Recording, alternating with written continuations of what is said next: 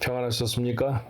6월을 시작한 지 엊그제 같은데 벌써 27일이에요. 올해 딱 절반에 놓여져 있는 달도 이제 며칠 남지 않았습니다. 올해 어떻게 살았는지 한번 점검해 볼 수 있는 시간이면 좋겠고요. 또 남은 반년을 살아갈 수 있도록 새로운 믿음을 준비하는 그런 시간도 됐으면 좋겠습니다. 기도함으로 6월 27일 매일 예배 하나님 앞에 드립니다. 나의 힘이 되신 여호와여, 내가 주를 사랑하나이다.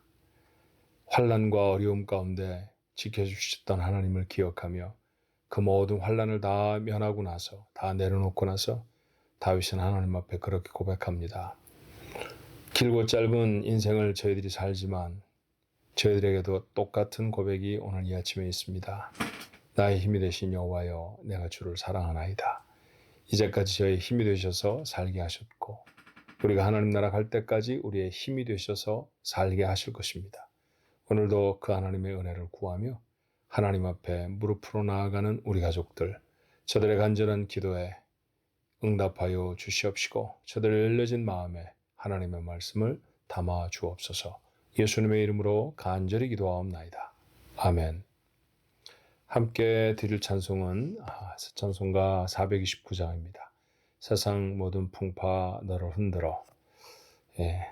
약한 마음 낙심하게 될 때 내려주신 주의 복을 세어라. 주의 크신 복을 내가 알리라. 정말 풍파가 많죠. 그럴 때 약한 믿음을 갖게 될 때가 정말 많습니다. 그러지 아니하도록 다짐하는 마음으로 우리 한번 힘차게 불러볼까요? 429장 세상 모든 풍파 너를 흔들어. 함께 찬송합니다.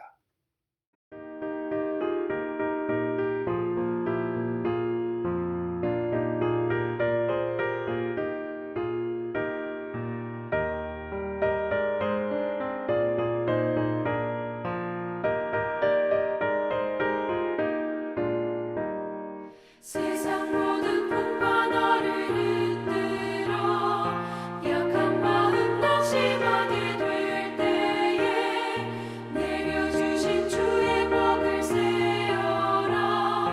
주의 크신 복을 내가 알리라. 받은 속을 세어봐라.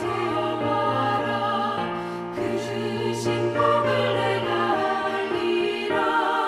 받은 복을 세어보아라. 주의 크신 복을 내가 알리라. 세상 근심 걱정 너를 누르고 십자가를 등에 지고 나갈 때 주가 내게 주신 복을 세어라. 두려움 없이 항상 찬송하리라. 받은 속을 세어봐라. 그 주신 복을 내가 알리라. 받은 복을 모두 세어보아라. 주의 크신 복을 내가 알리라.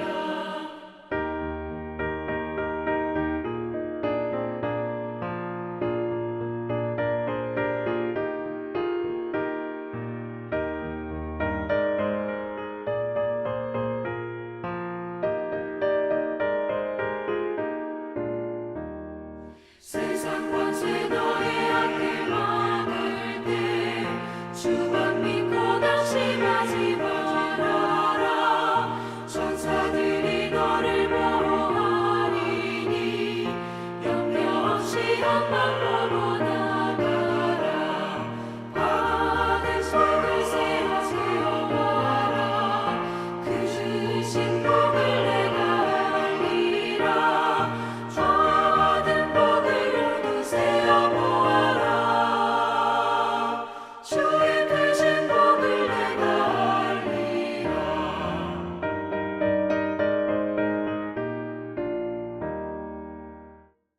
오늘 주신 하나님의 말씀은 열왕기하 4장 18절에서부터 37절까지 말씀이에요. 조금 긴 말씀인데 페이지를 좀 넘겨서 봐야 되는 그런 긴 말씀이죠. 말씀에 집중해서 구약 성경은 그래도 아무리 절수가 길어도 스토리 중심으로 기록되어 있기 때문에 그 스토리의 라인만 잘 잊지 않고 놓치지 않고 따라가면 말씀을 이해하기가 그렇게 크게 어렵지는 않아요. 저는 작은 도움을 여러분에게 드릴 뿐이죠. 자, 같이 한번 열왕기하 4장 18절로 37절 말씀을 함께 읽어볼까요? 그 아이가 자라매 하루는 추속꾼들에게 나가서 그의 아버지에게 이르렀더니 그의 아버지에게 이르되 내 머리야 내 머리야 하는지라 그의 아버지가 사환에게 말하여 그의 어머니에게로 데려가라 하매 곧 어머니에게로 데려갔더니 낮까지 어머니의 무릎에 앉아 있다가 죽은지라 그의 어머니가 올라가서 아들을 하나님의 사람의 침상 위에 두고 문을 닫고 나와 그 남편을 불러 이르되 청하건대 사환 한 명과 나귀 한 마리를 내게로 보내소서 내가 하나님의 사람에게 달려갔다가 돌아오리이다 하니 그 남편이 이르되 초하루도 아니요 안식일도 아니거늘 그대가 오늘 어찌하여 그에게 나아가고자 하느냐 하는지라 여인이 이르되 평안을 비나이다 하니라 이에 나귀의 안장을 지우고 자기 사원에게 이르되 몰고 가라 내가 말하지 아니하거든 나를 위하여 달려가기를 멈추지 말라 하고 드디어 갈멜산으로 가서 하나님의 사람에게로 나아가니라 하나님의 사람이 멀리서 그를 보고 자기 사원 게하시에게 이르되 저기 수냄 여인이 있도다 너는 달려가서 그를 맞아 이르기를 너는 평안하냐 내 남편이 평안하냐 아이가 평안하냐 하라 하였더니 여인이 대답하되 평안하다 하고 산에 이르러 하나님의 사람에게 나아가서 그 발을 하는지라 게하시가 가까이 와서 그를 물리치고자 하매 하나님의 사람이 이르되 가만두라 그의 영혼이 괴로워하지만은 여호와께서 내게 숨기시고 이르지 아니하셨도다 하니라 여인이 이르되 내가 내 주께 아들을 구하더이까 나를 속이지 말라고 내가 말하지 아니하더이까 하니 엘리사가 게하시에게 이르되 내 허리를 묶고 내 지팡이를 손에 들고 가라 사람을 만나거든 인사하지 말며 사람이 내게 인사할지라도 대답하지 말고 내 지팡이를 그 아이 얼굴에 놓으라 하는지라 아이의 어머니가 이르되 여호와께서 살아계심과 당신의 영혼이 살아계심을 두고 맹세하노니 내가 당신을 떠나지 아니하리이다 엘리사가 이에 일어나 여인을 따라가니라 게하시가 그들보다 앞서가서 지팡이를 그 아이의 얼굴에 놓았으나 소리도 없고 듣지도 아니하는지라 돌아와서 엘리사를 맞아 그에게 말하여 아이가 깨지 아니하였나이다 하니라 엘리사가 집에 들어가 보니 아이가 죽었는데 자기의 침상에 눕혔는지라 들어가서 문을 닫으니 두 사람뿐이라 엘리사가 여호와께 기도하고 아이 위에 올라 엎드려 자기의 입을 그의 입에 자기의 눈을 그의 눈에 자기의 손을 그의 손에 대고 그의 몸에 엎드리니 아이의 살이 차차 따뜻하더라. 엘리사가 내려서 집 안에서 한 번 이리저리 다니고 다시 아이 위에 올라 엎드리니 아이가 7번 재채기하고 눈을 뜨는지라. 엘리사가 게하시를 불러줘 수냄 여인을 불러오라 하니 곧 부름에 여인이 들어가니 엘리사가 이르되 내 아들을 데리고 가라 하니라. 여인이 들어가서 엘리사의 발 앞에서 땅에 엎드려 절하고 아들을 안고 나가니라. 아멘. 우리 교회는 안개가 좀 많은 지역에 있습니다. 요즘 안개가 평소보다 좀 빠르게 시작된 것 같아요. 짙을 때는 그저 한 치 앞이 잘 보이질 않죠. 교회로 오는 길에 안개가 잔뜩 끼면 분명히 저희 교회 건물은 작지 않은 건물임에도 불구하고 멀리서 보이질 않습니다. 그런데도 여러분, 교회가 없어졌다 그러는 분은 아무도 안 계시죠. 저도 한 번도 그래 본 적이 없습니다. 왜냐하면 그 길로 보이지 않아도 똑바로 가면 그러면 교회가 나온다라고 하는 사실을 알기 때문입니다. 다른 말로 말하면 그 길로 늘 다녀서 그곳에 교회가 있다는 사실을 경험했기 때문에 우리는 중도의 안개 같은 것으로 우리의 시야가 가리워진다 할지라도 포기하지 않는다라는 것이죠. 저는 그 안개가 낄 때마다 그리고 안개를 헤치고 교회로 올 때마다 또는 앞으로 나아갈 때마다 인생도 그와 같은 것이 아닌가 하고 생각할 때가 참 많습니다. 안개가 덮인 것 같죠. 앞이 보이질 않습니다. 누구를 만날 수 있을까? 이 문제를 해결할 수 있을까? 정말 이 일은 잘 될 수 있을까? 한 번도 가보지 않은 길처럼 생각되어져서 두려워지고 낙담할 때가 있습니다. 그러나 안개가 아무리 자욱히 껴도 우리가 그 건너편에 교회가 있다라고 하는 사실을 볼 수 있는 특별한 눈이 있듯이 인생이 아무리 안개 속에 가리워진 것 같이 캄캄하게 앞이 보이지 않는다 할지라도 볼 수 있는 능력이 있습니다. 말씀드렸던 것처럼 믿음의 경험이죠. 교회를 늘 오고 가는 길이 경험되어진 사람은 그 길에 안개가 덮여도 그 길 끝에 교회가 있다는 사실을 아는 것처럼, 우리가 안개처럼 뽀얗게 덮여서 앞길을 알 수 없는 인생을 살아간다 할지라도 그런 인생을 헤쳐나갔던 경험이 있는 사람은 다시 그런 안개를 헤치고 나가 그 끝에 하나님이 허락하시는 은혜를 만날 것임을 소망하게 됩니다. 여러분의 삶 속에 기도 응답이라는 게 그러지 않았나요? 우리가 기도할 때 절절하면 절절할수록 문제가 더 심각하고 어렵다는 것을 반증합니다. 정말 해결되지 않을 것 같았죠. 그런데 기도하면 하나님이 그 문제를 해결해 주셨습니다. 여러분이 보고 간 길이 아니잖아요. 보이지 않는 길이었는데 가지 않았던가요? 그랬더니 그곳에 하나님의 주시는 예기치 않았던 은혜가 있었습니다. 기적같이 문제가 해결되기도 하지요. 하나님이 나를 위해 하신 일을 경험했던 것입니다. 그렇다고 하면 이 경험이 우리의 마음에 분명해지면 불확실한 시대를 살아갈 수 있는 믿음을 강하게 할 수 있습니다. 오늘 본문은 그런 이야기예요. 수넴 여인에게 닥친 불행으로 오늘 본문의 말씀을 시작합니다. 18절 시작에 이 아이 굉장히 소중한 아이거든요. 왜냐하면 수넴 여인은 어려운 중에 살아갔던 엘리사를 도왔던 여인이었습니다. 남편과 함께 의논하고 당시에도 어렵고 가난하게 살았을 선지자를 최선을 다해서 섬기고 보호해 주었던 사람이 바로 이 수넴 여인이었죠. 너무 고마웠습니다. 하나님 앞에 기도해서 이 가정에 꼭 필요한 것을 축복으로 받게 했는데 그게 바로 대를 이을 수 있는 아들이었어요. 두 사람은 이미 나이가 많아서 아이를 가질 수 있는 자연적인 가능성은 없었습니다만 하나님의 놀라운 축복과 은혜로 아이를 갖게 되어졌습니다. 그들 부부는 그렇게 하나님의 은혜를 경험했었죠. 그런데 오늘 본문의 말씀에 보면 그 귀하게 얻은 아이가 갑작스러운 병으로 반나절 만에 그만 죽고 맙니다. 아이가 죽었습니다. 얼마나 절망적인 상황일까요?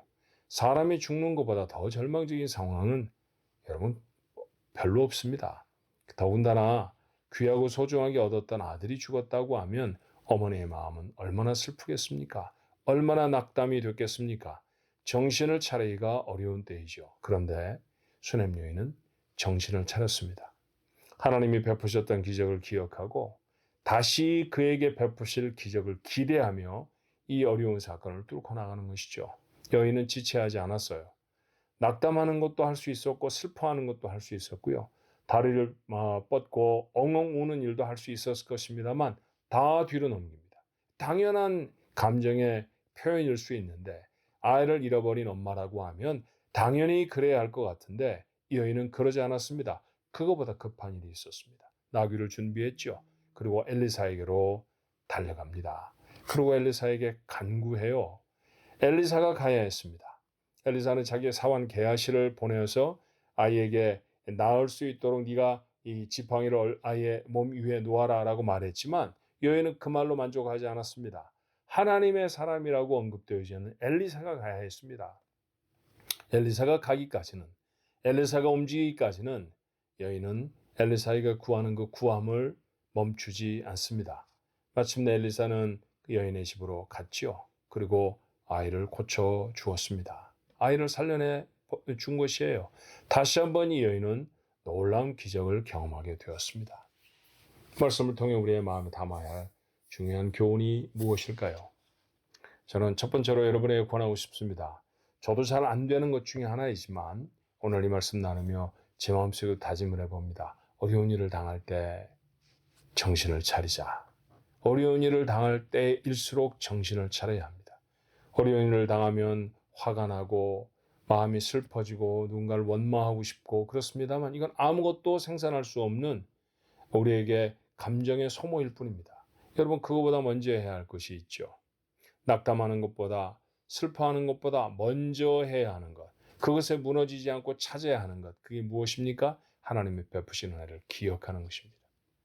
우리는 평생을 살아가며 정말 많은 은혜를 경험하며 살거든요. 오늘도 여러분은 틀림없이 하나님의 은혜를 경험하며 살 것입니다. 영적으로 민감한 사람은 이 하나님의 베풀으신 은혜를 기억합니다. 그리고 기억을 정확하게 내 마음속에 담아놓는 것이죠. 자, 그 기억이 또 다른 문제와 어려움, 마치 안개에 가리워진 것 같은 그런 인생을 만날 때 다시금 우리에게 능력으로 발휘가 된다는 사실을 기억해야 합니다. 내 불확실한 시간 속에 하나님의 베풀으신 은혜가 있었다고 하면 이제 그 은혜를 베푸실 하나님은 변하지 않으신 분 아닙니까? 그 하나님 앞에 다시 나가서 구하는 것이죠. 하나님, 또다시 문제와 어려움을 만났습니다. 이 문제를 해결해 주십시오. 마치 수냄 여인이 자신의 나이가 많아서 아이를 낳을 수 없었을 때 아이를 갖게 되어졌던 은혜를 기억하고 그 아이가 비록 지금 생명을 잃었을지라도 다시 하나님이 역사하시면 살아날 수 있다라고 하는 믿음으로 선지자에게 간구하였던 것처럼 말입니다. 그렇게 하나님 앞에 나아가 기도하는 것입니다. 얼마나요? 응답될 때까지입니다. 응답될 때까지 우리는 그 길을 멈추지 않는 것입니다. 그렇게 하나님 앞에 구하고 다시 구하고 또 구할 때 하나님은 내 인생에 베풀으신 그 놀라운 은혜를 다시금 맛볼 수 있도록 베풀어 주실 줄로 믿습니다. 어려운 일이야 우리에게 늘 일어나지 않습니까? 세상의 모든 풍파가 우리를 흔드는 우리가 불렀던 찬송처럼 그런 인생을 살아가지만 그럴 때에도 우리는 승리할 수 있습니다. 하나님이 주시는 은혜를 분명히 기억하고 그리고 다시 베푸실 은혜를 기대하며 하나님 앞에 나아가 간구하는 자, 그 믿음을 갖고 있는 사람, 그 사람이 어려운 삶의 과정을 관통해내는 하나님의 능력자로 설 줄로 믿습니다. 오늘 하루도 그렇게 살아내는 우리 가족들 모두가 되셨으면 참 좋겠습니다. 기도하겠습니다. 하나님, 어려움을 당하는 것을 좋아하는 사람은 별로 없습니다. 그럼에도 불구하고 우리의 삶에는 정말 어려움이 많습니다. 예기치 않았던 어려움들이 닥쳤을 때 얼마나 마음이 분주해지는지 모릅니다. 슬퍼지기도 합니다. 사람을 원망하기도 하고 후회스럽기도 하지요. 그러나 그런 감정들을 먼저 토로하기 전에 하나님이 이전에 베푸셨던 은혜를 기억하는 저희가 되게 해 주옵소서. 작고 소소한 일에서부터 우리가 도무지 해결할 수 없었던 크고 중대한 문제까지 하나님이 도우시지 않았던 적이 있었습니까? 늘 하나님의 도우심을 입고 사는 사람들 아닙니까? 그 하나님의 도우심을 다시 기억해낼 수 있도록 주님 역사해 주옵소서. 그리고 다시 기대하는 겁니다. 아하, 하나님이 이렇게 나를 도우셨었으니 이제도 나를 도우실 것이다. 주님, 오늘도 어려움에 직면한 우리 가족들이 있습니다. 어떤 이는 병들어 있고 어떤 이는 결핍으로 고통스러워하며 어떤 이는 해결되지 않은 문제를 붙들고 씨름합니다. 하나님, 절망하지 않게 하옵소서. 슬픔에 몰입되지 않게 하여 주옵소서. 베푸신 은혜를 기억할 수 있는 지혜가 우리 가족들에게 있게 하여 주옵시고 그 기억으로 하나님 앞에 다시 베푸신 은혜를 기대하며 나아가는 우리 가족들 모두가 되어지게 하옵소서. 그리고 마침내 그 은혜를 삶에 담아내는 복된 인생들 우리 가족들의 삶이 될 수 있게 주님 축복해 주옵소서. 오늘 하늘도 하나님 저희들에게 주셔서 저희들의 삶에 꼭 필요한 것들을 채워내실 것입니다. 바라고 소원하옵나니 영적으로 민감하게 하옵소서. 그저 무덤덤한 물에 물 탄 듯 술에 술 탄 듯 지나가는 그런 하루가 아니라 오늘도 베푸신 은혜를 정확하게 기억해내는 하나님 그 기억이 우리의 삶 속에 쌓이면 쌓일수록 그것은 놀라운 능력이 되지 않겠습니까? 그러므로 주여 오늘도 저희들에게 베푸신 은혜를 깊이 기억할 수 있는 저희들의 영적 민감함을 허락하여 주시옵소서. 모든 문제를 이겨내고 하나님 앞에 영광과 찬송을 돌릴 수 있는 우리 가족들 모두가 되게 하시기를 소원하옵고 예수님의 이름으로 간절히 기도하옵나이다. 아멘.